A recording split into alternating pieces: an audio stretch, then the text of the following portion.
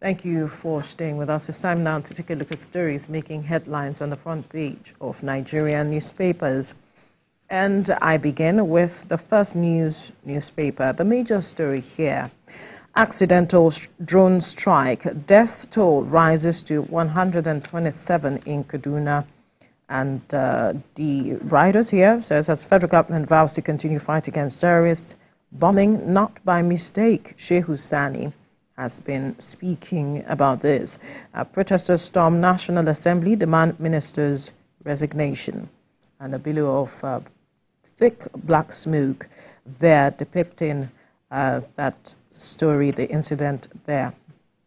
And then another story here: NJC recommends appointment of 11 Supreme Court justices.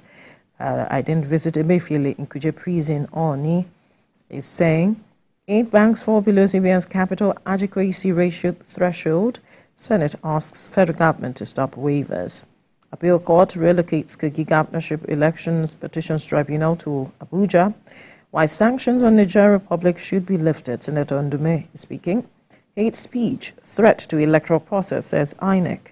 Many Nigerian prisoners tortured to confess, says Australian High Commission. Now, court freezes 24 Kano government bank accounts. All the details of the story is on the front page of the First News newspaper.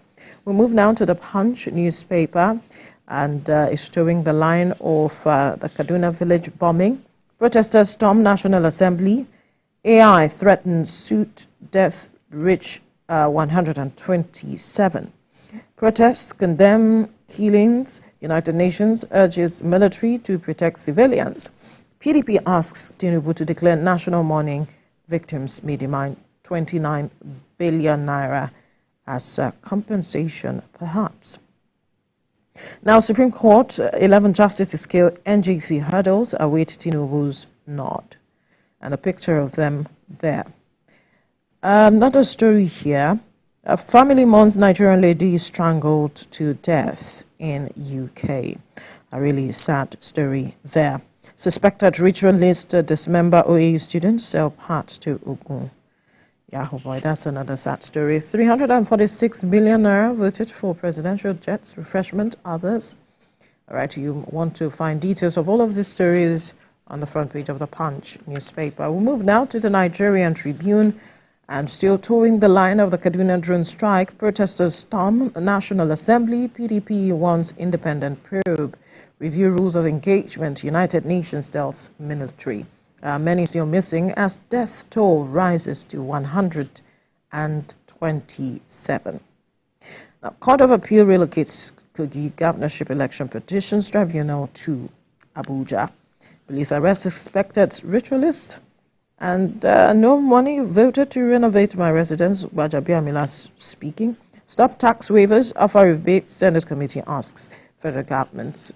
And Procter & Gamble to dissolve ground operations in Nigeria, revert to import-only business model. This story has been generating a lot of conversations with regards to this move by this company that has been in Nigeria for quite a while. All right, we'll move now to the front page of the Daily Independent. Northern groups finger lack of coordination by the military. Army Kaduna airstrike on civilians. Northern group finger lack of coordination by the military. And some writers there call for independent investigation of a killing of 120 villagers. Protesters storm National Assembly, ask Defense Minister Badaru to resign. PDP demands thorough investigation, compensation. And another story here: expatriates steal jobs meant for Nigerians. National Assembly alleges, says foreign prisoners working in Nigeria's construction companies. This would be an interesting read. Tinubu okays political liberation of Southeast. Ganduje is speaking, mobilizes support to capture Anambra in 2025. Some of the stories you find on the front page of the Daily Independent. To the Vanguard newspaper, still talking about the bombing error. It says it won't deter fight against terrorism, Defense Minister is saying. UN deplores incident Death toll rises to 127 victims recount ordeals. Some injured moved to Army 44 Reference Hospital. PDP demand probe compensation for victims. CSO seeks overhaul of security architecture. And another story here says, stop tax waivers, concession already granted to corporate entities, Senate tells federal government. Government should discourage pegging Naira to a currency, experts are now saying, with regards to stabilizing the status of the Naira. NJC okays 11 new justices for Supreme Court. Demolition court freezes Kanu government accounts over 30 billion Naira compensation. Some of the stories you find on the front page of the Vanguard newspaper. And to the Voice of Liberty now. Why terrorism continues despite huge budgetary allocations, defense chief is saying that's the major story. And another story here, Kaduna, why the attack on community happened, defense headquarters is reacting. And the House of Reps orders arrest of CBN Governor Cardoso, 18 others. They had ordered a warrant of arrest, and we had that conversation yesterday. Now, no court ordered me to return the Zamfara official vehicles. Matawale is speaking as a former governor. Kogi gunmen steal election petition documents. Wow. Gunmen steal election petition documents, and the question will be, how did that happen? Now, 70% of Nigerian university students are internet fraudsters. AFCC chairman is saying this. All right. You find all the details of these stories on the front page of the Voice of Liberty. Ibraheem. Blueprint is the first with me here with a screaming headline. Even the rich might cry. After 31 years, Third Republic lawmakers beg Tinubu National Assembly for their entitlement. Many of us have died. Some are half dead. They lament. You see that on page 6 of the Blueprint newspaper. And then cooperation vital for prosperity in West Africa. Tinubu tells Benin Republic president. COP28, NNPCL seals LNG deals for domestic international market. Matawale to military, don't let Kaduna accidental bombing deter you in fight against terrorists. Non-interest financing, equity solutions to huge debt crisis. That's according to the federal government. And on the bottom strip, we've got some array of stories. 2027. Tinubu approved blueprints to liberate Southeast politically. That's according to Ganduje. Alleged attack on tribunal scribe. Kogi police warn public on prejudicial statements. And Christmas, Oshomole asks NLC to advocate 35,000 Naira minimum wage for all workers. Next is Daily Trust. Zero allocation for Mambila Power Project in 2024 budget. The writers read ministry gets 400 million Naira for conferences. Senators vow to query minister. It's plots to emasculate our region. That's according to the Northern Elders Forum. Says federal government not ready to address energy crisis. Prisoners from foreign lands working at construction sites in Nigeria. That's according to Senate panel. PDP, NNPP, 5 others form coalition. Issues in Kano Plateau pointer to a one-party state. Gaza war may aggravate threats to international peace. That's according to the UN Secretary General, giving his warning there. Kaduna village massacre. Protesters besiege National Assembly, Zaria.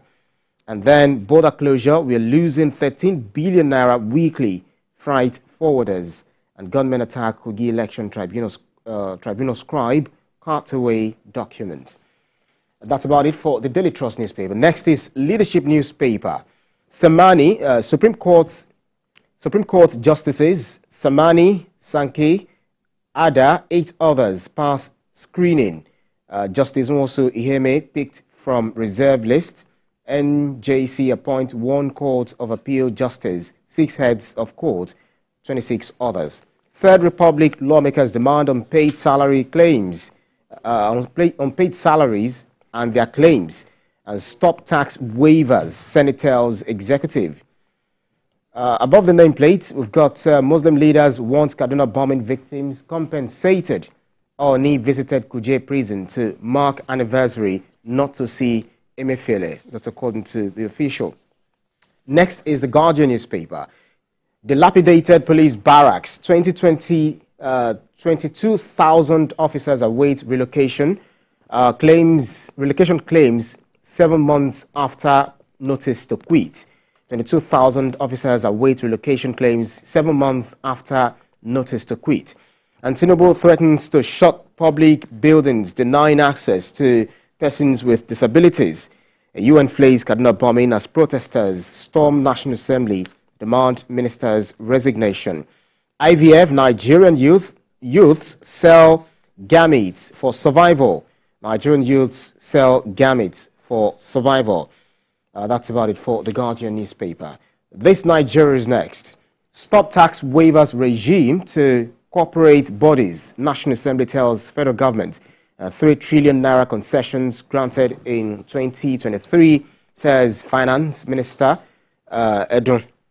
We are losing huge revenue to credits, waivers, senators warn.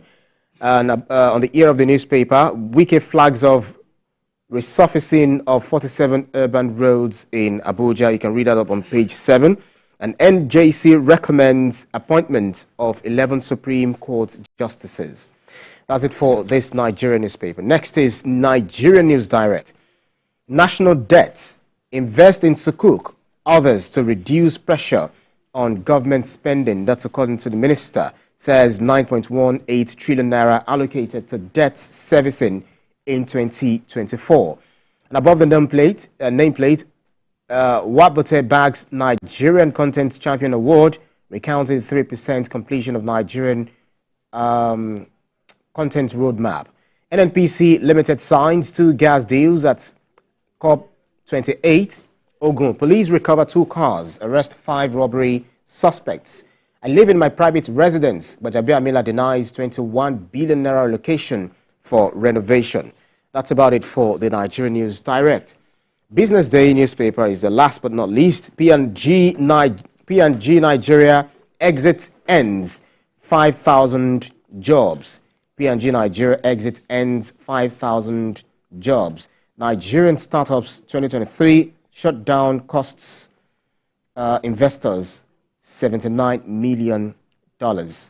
That's all for the newspaper review. Okay, federal government booked on, I think I can't really see this. Well, that's it. That's about it for the Business Day newspaper. You can't really see with your 4 hours. Anyway, the major story on the papers this morning is still talking about the aero bombings in Kaduna, and that the number is increasing to, or the death toll has increased to 127 That's right. persons. A really sad one. The defense minister, there was a protest yesterday at the National Assembly calling for the defense minister to resign. There are those who are saying overhaul the security architecture, so to speak. And PDP is asking for an independent investigation into the matter, which a lot of Nigerians have spoken about. And the PDP is also talking about compensation for the victims. But no matter the amount of compensation, that would not bring back those who have died. That is what a lot of persons have said with regards to this conversation. What a majority of Nigerians is that an end comes to this matter of aero bombings and strikes, so to speak. The weather might have been hazy, so many things might have gone wrong, but can this stop for once? We saw the record from 2014 to this year, 2023, where we have recorded the highest number of deaths with regards to this number of aero bombings. But what Nigerian wants is a safe environment, and also to ensure that these errors, there is an end to these errors. That's right. You know, Nigerians do not want to hear about the lives being taken away, snuffed away, by error or terror, because they are, by error because they are looking for terror. And Nigerians do not want to continue dying as a result of this, because what they want is the soldiers that will protect them, that will protect the majority of the population, the civilian population. You were trying to tie back to issues that happened, similar incident that happened, 2017 to date, I think that was when they began to have that recording. In 2021 Actually, alone, 2014, we had started seeing records. Exactly. 2014. So in 2021 alone, there were about 4 different error bombings. The one in Buhari Village, Unisari local government area, Yobe State. There is 9 people who died in that. September 2021, Kwata, Damba, Masara region of Lake Chad, we've got 20.